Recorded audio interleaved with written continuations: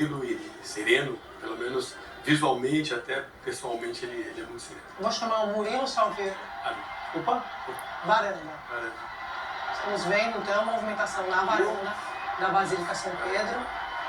Vamos acompanhar. Dá pra ver o Danilo? Agora o Mamberti. Dominique Mamberti, que é o cardeal que vai proclamar Habemus Papam. De vermelho ali, vocês estão vendo.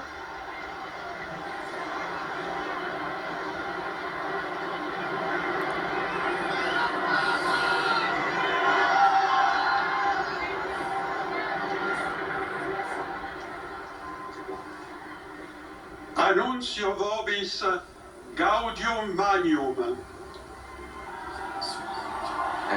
Grande alegria. Os anuncios grande. Temos um Papa. Habemus Papam. Temos um Papa.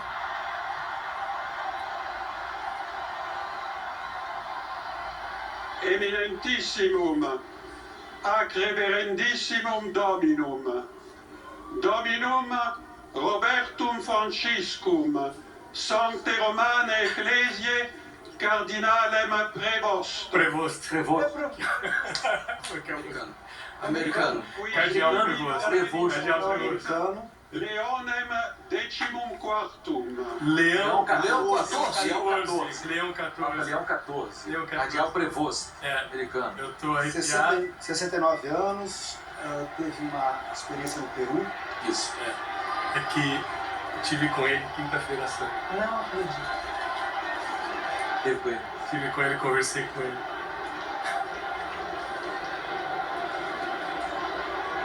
Maravilhoso.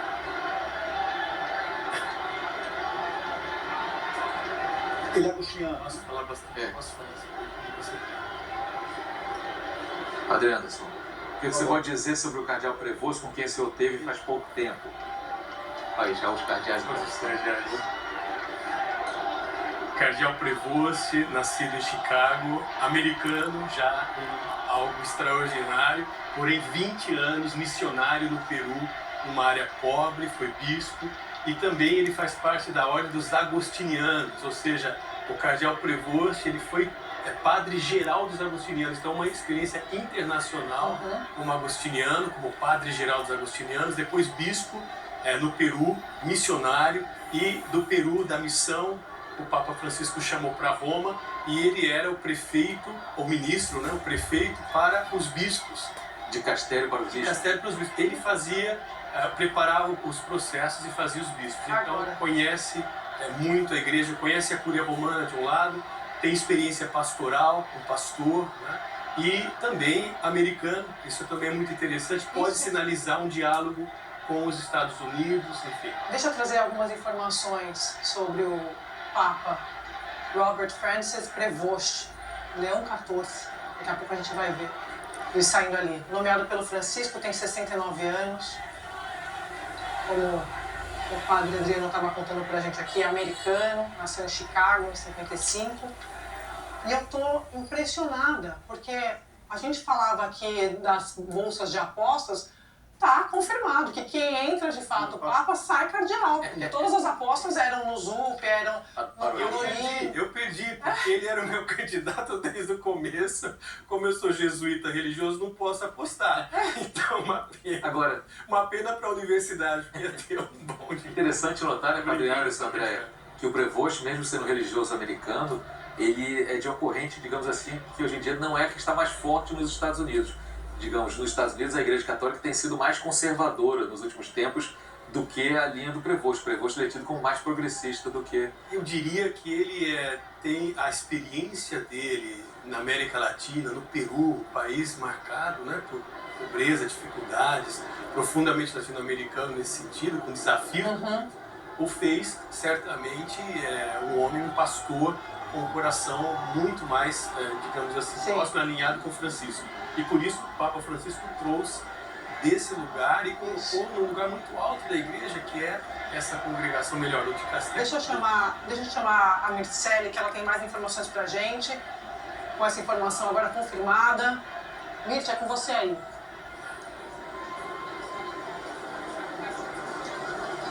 Mircele, acaba de ser anunciado, então, Robert Francis Prevost, Leão XIV. Queria que você falasse desse perfil. Olha só, primeira coisa, Papa Francisco, ele foi um dos cardeais promovidos pelo Papa Francisco, né? A gente estava conversando ontem na sala de imprensa, o Camarote, Bianca, Nilson, que Papa Francisco, ele colocou alguns cardeais em posições-chave na Cúria Romana, né? O primeiro Papa, portanto, norte-americano da história, né? E ele tem muitas qualidades. Ele viveu na América Latina, consegue transitar por lá, já era ventilado como um nome que, se fosse para sair um americano, seria o Prevost. É considerado um dos cardeais mais completos hoje, porque ele estava à frente na gestão de Francisco do dicastério para os bispos. Muito importante esse dicastério. Muito importante, porque a Igreja Católica o mundo inteiro, é ele que aconselhava o Papa em relação à nomeação dos bispos. E sem contar que eu tinha dito isso ontem, Nil, você está de prova. Eu tinha dito que diante de papados reformadores, a tendência é eleger gente que tem formação em direito canônico. Ele tem. Religiosos, ele também é. Então, a gente definiu que é o cardeal mais... Desculpa, a importância da experiência dele no Peru, né? Ele teve uma experiência, e isso diz muito também. Diz um contato com o continente sul-americano tão importante aí para a Igreja Católica.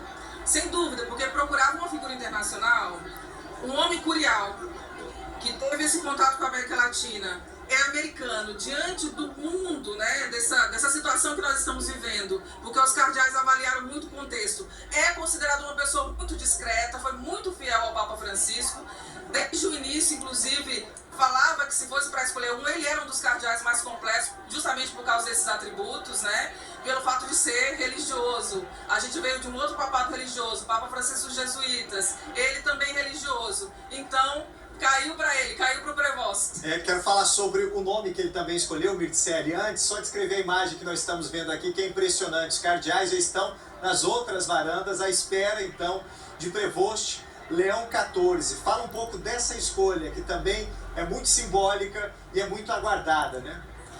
É muito interessante porque o Papa Leão XIII foi o Papa, para quem não sabe, que colocou à disposição dos historiadores o que se chamava na época Arquivo Secreto Vaticano, que hoje é a Biblioteca Apostólica do Vaticano, o Arquivo Apostólico do Vaticano. Ele queria que os historiadores tivessem acesso a essas fontes para reconstruir a própria história da igreja e tirar sobre essa igreja essa sombra que pairava de uma igreja que gostava de esconder as coisas, que vivia um clima de mistério. Então é muito significativo que ele tenha escolhido esse nome Leão XIII. É um sinal de que ele quer se abrir ao mundo, né, a partir do pontificado dele.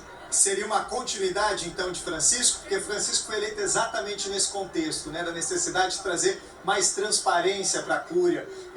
Esse foi muito simbólico, né, foi um momento de mudança de Bento XVI para Francisco, esse era o sentimento. Agora, para você, significa continuidade? Significa continuidade, mas de uma maneira muito sutil, digamos assim.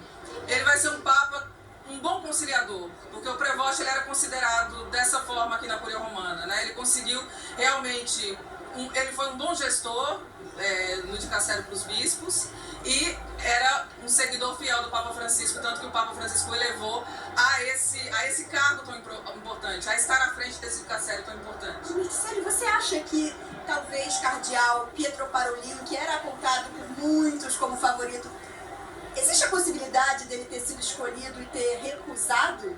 Como se, enfim, tem gente que especula?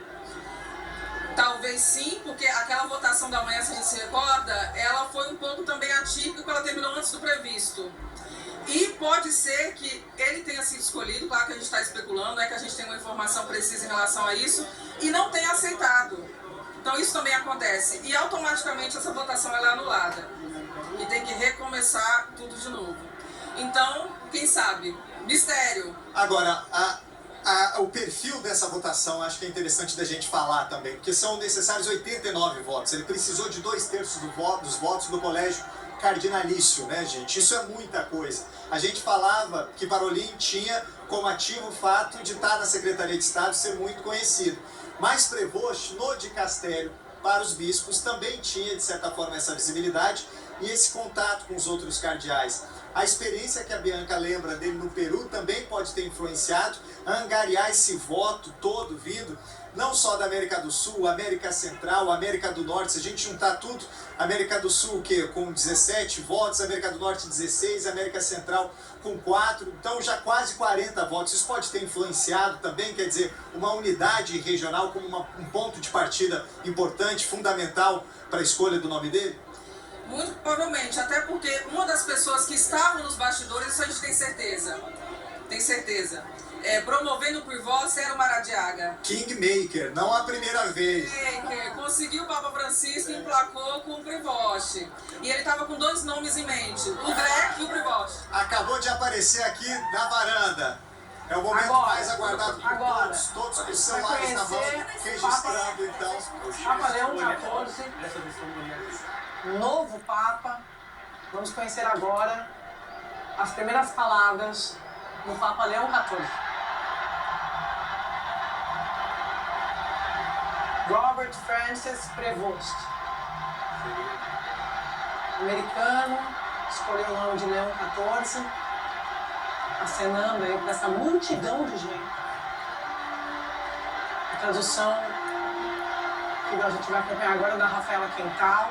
Vamos conhecer as primeiras palavras, então, do novo Papa.